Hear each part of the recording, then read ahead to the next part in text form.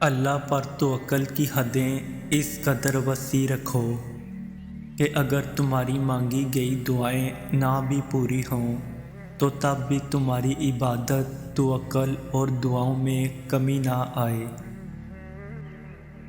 اللہ پاک تمہیں اس سے بڑھ کر عطا کرے گا جو تم چاہتے ہو۔ وہ اسی کو تمہارے حق میں بہتر بنائے گا جو تم مانگتے ہو۔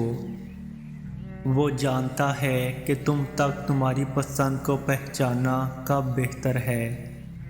جو تمہیں دیر لگ رہی ہوتی ہے وہ دراصل میں تمہاری جلد بازی ہوتی ہے۔ صبر مشکل ہے، بہت مشکل، لیکن اس کا صلہ بے حد خوبصورت ہے۔ ابھی نہ صحیح مگر تمہاری دعاؤں کا جواب جب بھی آئے گا کن سے خالی نہیں آئے گا۔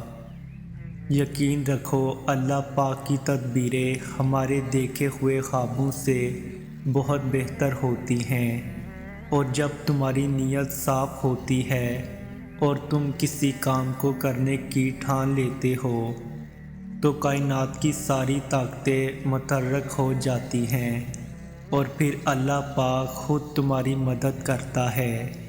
پھر یہ مت دیکھو کہ تمہارے بس میں کیا ہے، بلکہ یہ دیکھو کہ جس سے مانگ رہے ہو اس کے بس میں کیا نہیں۔ جس نے یہ زحم دیا ہے وہی اس پہ مرہم بھی لگائے گا، اور اللہ پاک سے مدد مانگ کر کبھی بھی کوئی بھی بے یار و مددگار نہیں رہا۔ جب کوئی ٹوٹ کر تڑپ کر اس سے مانگتا ہے تو وہ اس کی ساری دعائیں قبول کرتا ہے۔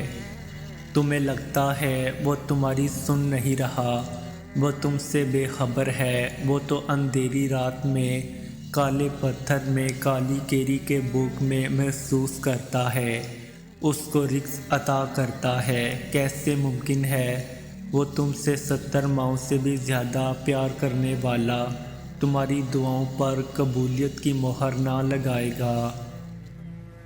کبھی اپنی دعاؤں کی قدر نہ کم کریں۔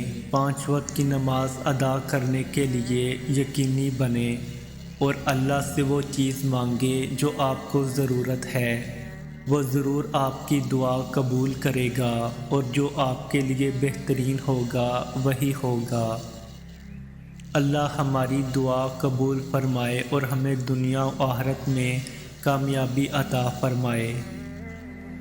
جب تم توکل کرتے ہو تو یہ سمجھو کہ جو مانگا ہے وہ ضرور ملے گا، لیکن کیسے ملے گا یہ سمجھنے کی کوشش نہ کرو، بلکہ صبر کرو کہ جو مانگا ہے وہ ہر صورت میں ملے گا۔